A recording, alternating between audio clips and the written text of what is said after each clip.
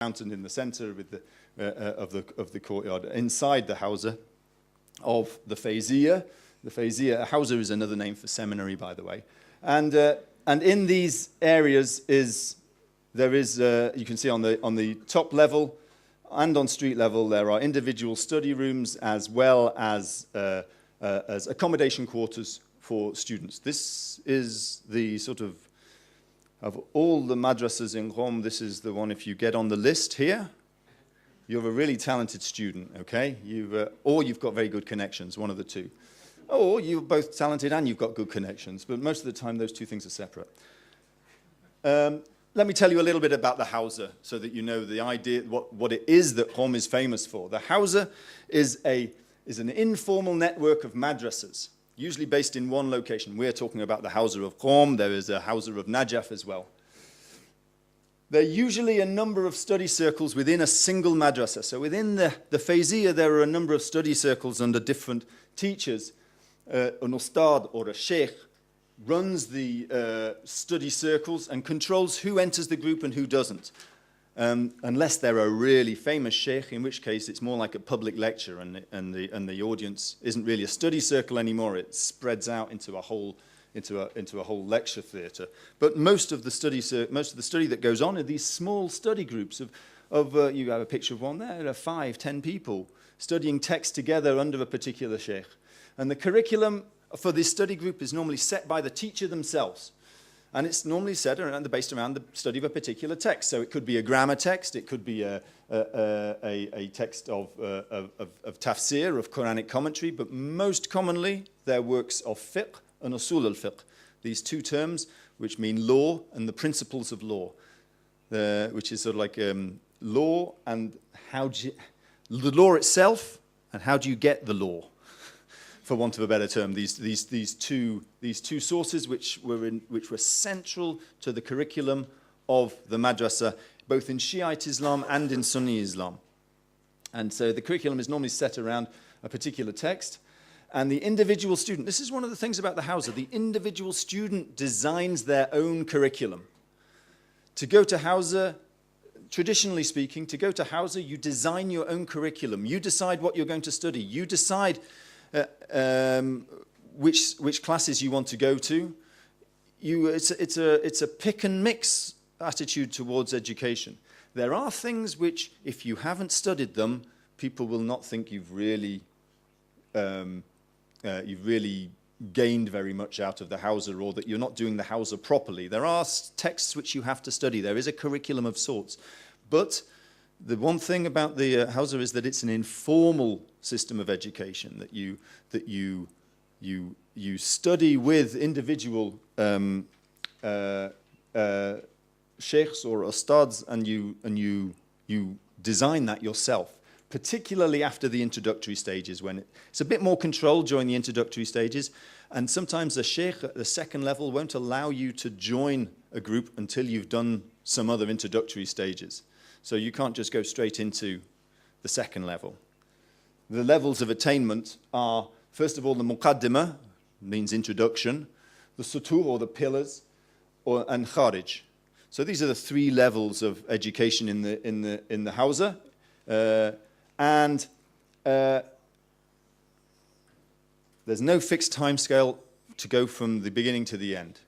Could take you, most people, if they do it in less than 10 years, people say they haven't done it. Some people have been doing it. I met people who've been doing it for 35 years, and they say, well, I've just finished sutur. So, it's something which you have to have a significant amount of dedication to. There's no fixed curriculum, as I say, for each level. And there's no time scale for each level, so you can spend as long as you like on particular areas. There's no tuition fees. If you are lucky enough to be included on a hauser list, i.e. you're accepted as a student in a particular madrasa, you go on their system of what's called the shahriyeh, which is a monthly payment, which you will get. It's means tested, so if you have a wife, you get a bit more. If you have a wife and children, you get even more than that. If you're single, you get the least. It's not very much money. Most hauser students have to supplement this income by teaching as well. there's a loose connection between these levels, the Muqaddimah, Sutur, and Kharij, and titles such as Ayatollah and Hujjatul Islam. Loose connection between those. But most of the time, the way in which you become an Ayatollah in Shiite Islam is that you finish Kharij, which literally means outside. So the Dars Kharij, I'm using Persian pronunciation, means you are now studying outside of the text. You're not studying the text, you're studying your own ideas and bringing them to bear on the text. At the other levels, you're just learning the text. But at the final level, you're studying ideas outside of the text. And eventually, you get a certificate. Your teacher will give you a verbal certificate called an ijaza, which will recognize you as a qualified scholar. To become an Ayatollah, it's not enough just to have finished Kharij. Other people have to think that you're an Ayatollah. Someone has to call you an Ayatollah and no one object. And when someone calls you an Ayatollah and no one objects, then the next time someone refers to you, they will refer to you as Ayatollah. So normally people are actually past being an Ayatollah before they get called an Ayatollah, because if your qualifications as an Ayatollah are challenged publicly, it's highly embarrassing. So most people go on the safe side, and they are more learned than they need to be in order to be an Ayatollah, because it's a great public shame to be called an Ayatollah and then someone says that you're not. And this has happened to Ayatollahs who have claimed. In modern Iran, the number of Ayatollahs has grown enormously, partly because the government keeps giving people the title Ayatollah, who people within the Hausa think they're not really Ayatollahs, I'm afraid. They're government-sponsored Ayatollahs, and we don't really approve of them. So on completion of the Kharij level, a student may receive an ijaza. So that gives you a sort of introduction to the Hausa, and of course, in order to support, like in any university, you need people who run libraries.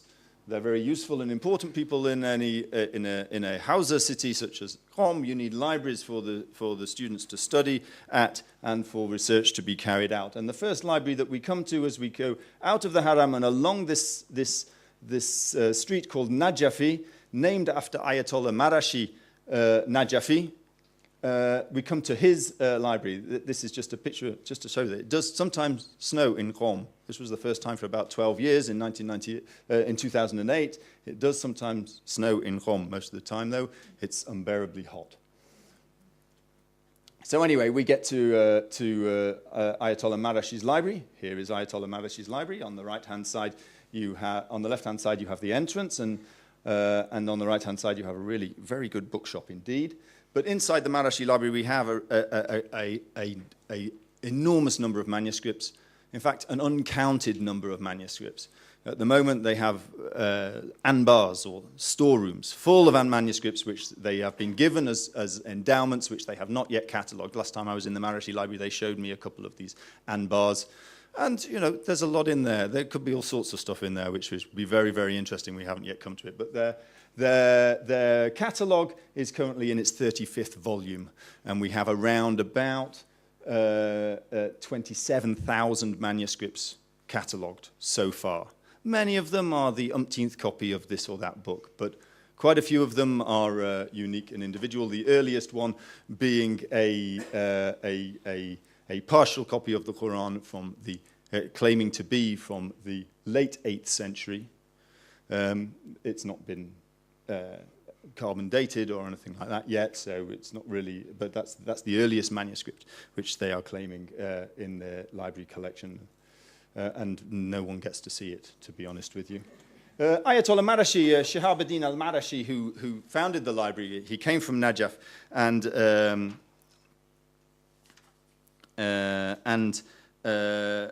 studied there following Abdul Karim al-Ha'iri, who came in, I mentioned earlier, who came in 1920. And Shihabuddin al-Marashi was a Najafi, was a very important bibliographer of Shiite books, Persian and Arabic literature generally, but Shiite books in particular, and was an amazing scholar. Died in 1990. Currently, the library is run by this guy, Mahmoud al-Marashi. I've met him on numerous occasions, and He's the sort of gatekeeper of the collection. And if he's in a good mood, you get to see some manuscripts. And it's not based on whether you're Muslim or non-Muslim, Shiite or non-Shiite. I'm not sure why it is, but I was there with a good Shiite friend of mine. He didn't get to see what he wanted to see, and I was allowed. And then on other occasions, I've turned up and I've not got any joy whatsoever. So he's a bit of an unpredictable chap, but extremely learned. I mean, he knows his library very well. He's the son of Ayatollah Marashi, and he's is given the title Hujjat al-Islam. So from there, we move to the house of Ayatollah Khomeini. Ayatollah Khomeini lived in Qom and taught there for a number of years until he was expelled in 1964 by Mohammad Reza Shah, first expelled to Turkey and then moved to Najaf, where he spent most of his time until 1978, when he was expelled from Iraq and ended up in Neuf-le-Château, from where he masterminded the Iranian Revolution.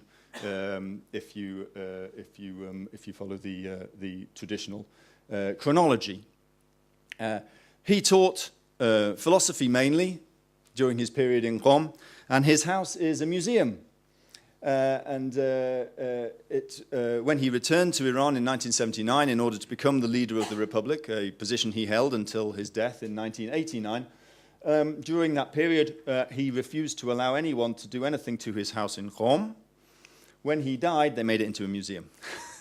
I don't think he would necessarily approve of it. He was a highly ascetic attitude, and he had a highly ascetic attitude, and I don't think he liked all this pomp and ceremony so much, whatever else you might say about him.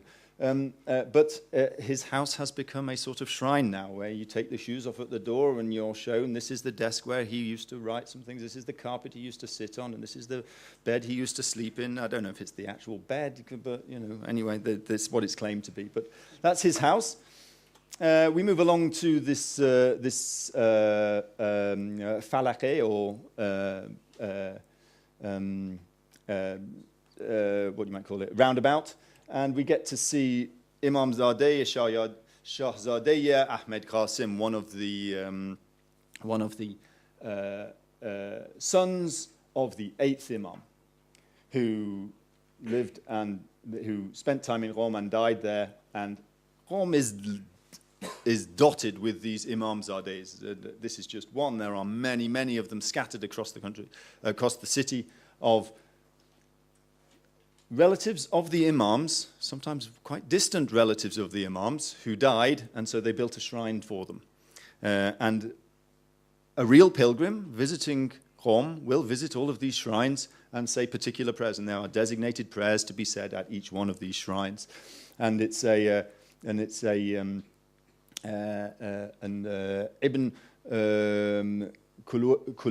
Kulaywa, who I mentioned earlier, wrote a very important manual for this visiting these shrines. Ziyarat, it's called, visiting these shrines, in which then the prayers that you should say at each one. Very important manual, it's an important part of Shiite religious practice, which has received hardly any scholarly attention to date. So if anyone out there is interested in a PhD, an anthropological PhD, this is really a very rich topic. Returning back, we go along Sumaya and then Hafez, coming out to the south of the city to Jamiat al-Zahra. Now, this is a women's houser, and it's quite an impressive building. It's had an enormous amount of money spent on it as a women's houser, where women can train to be scholars in the same way that the men have been training to be scholars for centuries. It's got its own library. It claims to have around about 70,000 students. This is not true. It does not have 70,000 students because it has an enormous distance learning program, which I think accounts for around about 65,000 of those 70,000 students. And of course, they're very difficult to track down because all they do is email address. But anyway, if they're to be believed, they've got around about 70,000 students, and they have they teach all subjects there, not just religious subjects, social subjects, social sciences, humanities, English language, but it's all underpinned by a curriculum which is supposed to mimic, in one way or another, the men's Hausa curriculum.